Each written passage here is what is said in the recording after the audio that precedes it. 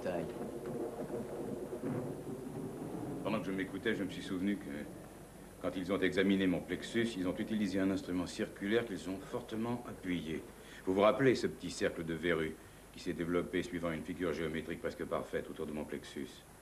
Eh bien, c'est devenu un peu douloureux depuis qu'on a commencé à les soigner. Et ça s'est enflammé tout autour. Et je m'étonne d'une chose. Les verrues ne sont apparues qu'en 1962, alors que je ne me rappelais pas encore avoir été à bord de cet appareil. Vous vous souvenez? Maintenant, nous sommes en 1964 et elles réapparaissent. Est-ce que c'est explicable? Je ne sais que vous dire. On peut toujours provenir de fantasmes à tous les deux. Seulement, rien ne le prouve.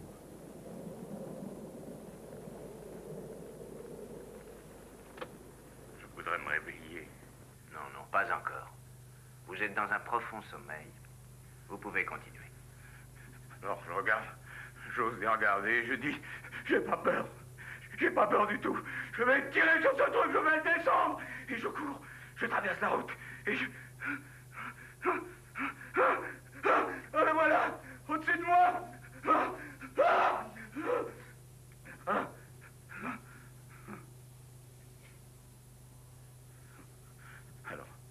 Alors,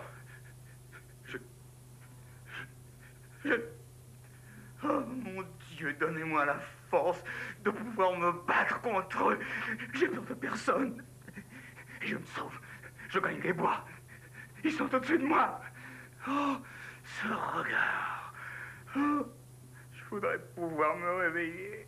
Continuez, vous n'avez rien à craindre. Continuez.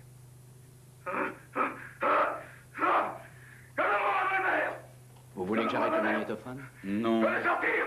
Laissez-moi sortir. Je veux mon revolver. Laissez-moi sortir. Laissez-moi sortir. Je déteste sentir qu'ils mettent leurs sales doigts sur moi. Je n'aime pas qu'ils me tripotent la peau. Calmez-vous, Barnet. C'est fini, tout ça. C'est fini.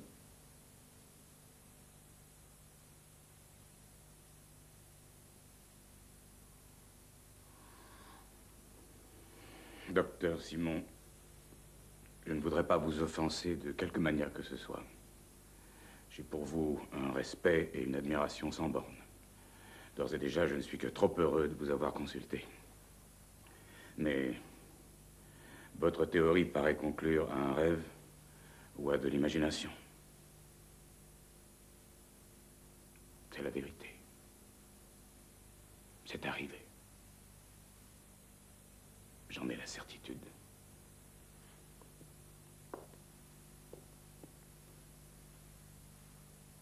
Je le sais, docteur.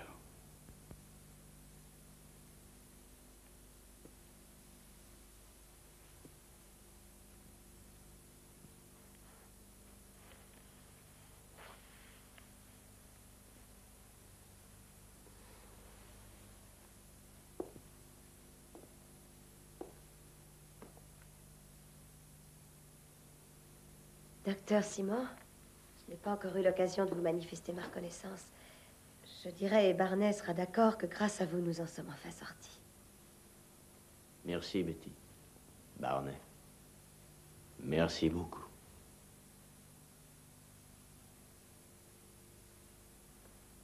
J'ai l'impression, en écoutant tout ça, que vous avez dû passer de mauvais moments. Oh, à qui le dites-vous? J'ai entendu à plusieurs reprises mon vieux cœur battre la chamade. Vous êtes grand et fort, Barnet, et vous vouliez prendre votre arme. Je l'avais glissé dans mon veston et je pouvais pas m'en servir.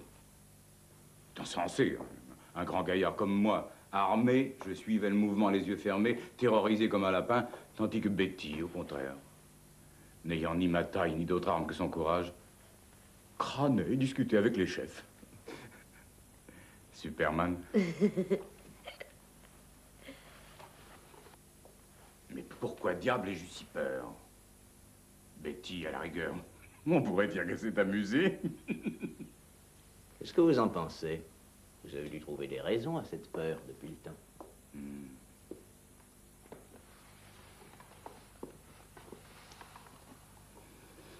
Être lapin. Être prisonnier.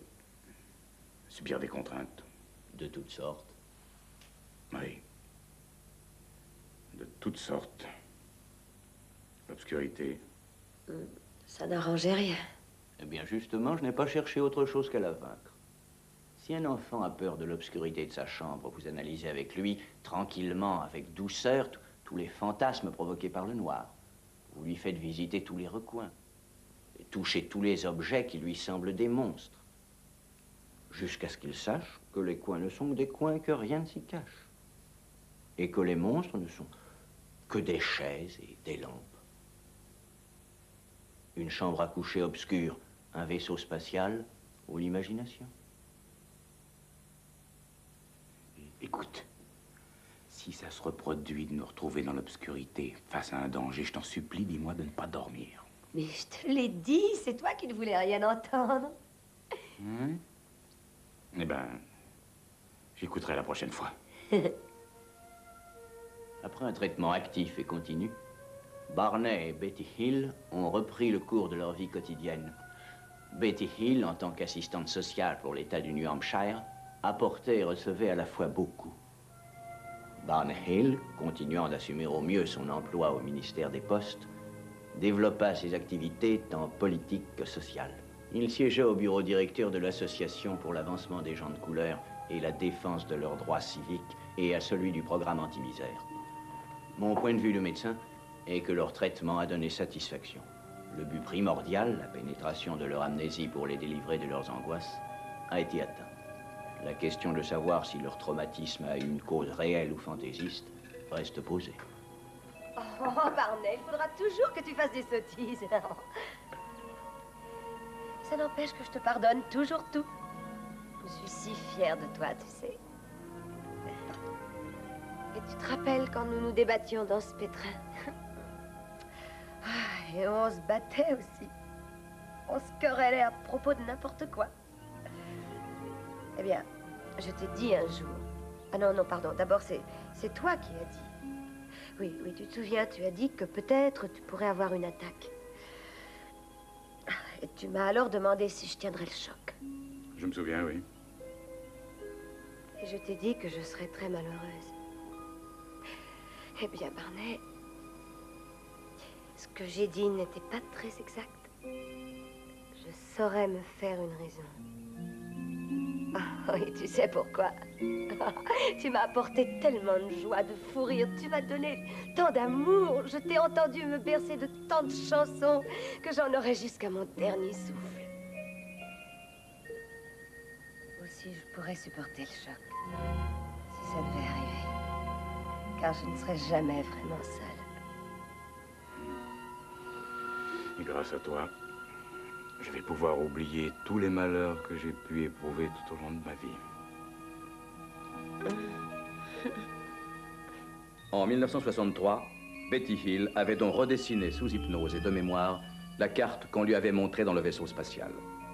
Les astronomes en furent fascinés car la carte de Betty correspondait à un schéma d'étoiles existantes, mais élaboré d'un point de vue extraterrestre. Les astronomes sont arrivés à la conclusion que la majorité des systèmes stellaires susceptibles d'avoir des planètes porteuses de vie sont situés dans l'obscure constellation sud du Réticulum. Cependant, 3 étoiles dans ce groupe ne furent connues qu'en 1969. Aucun astronome sur Terre ne connaissait leur position en 1963. Mais cette année-là, Betty dessinait une carte faisant mention de ces étoiles inconnues. Les astronomes de l'Université de l'Ohio eurent besoin d'un ordinateur pour les situer correctement, encore au-delà de cet incroyable et double système stellaire de Zeta Reticuli 1 et Zeta Reticuli 2, à 350 trillions de kilomètres, soit 37 années-lumière de la Terre. Et l'ordinateur a reproduit, pratiquement sans variation, la carte maintenant célèbre de Betty Hill.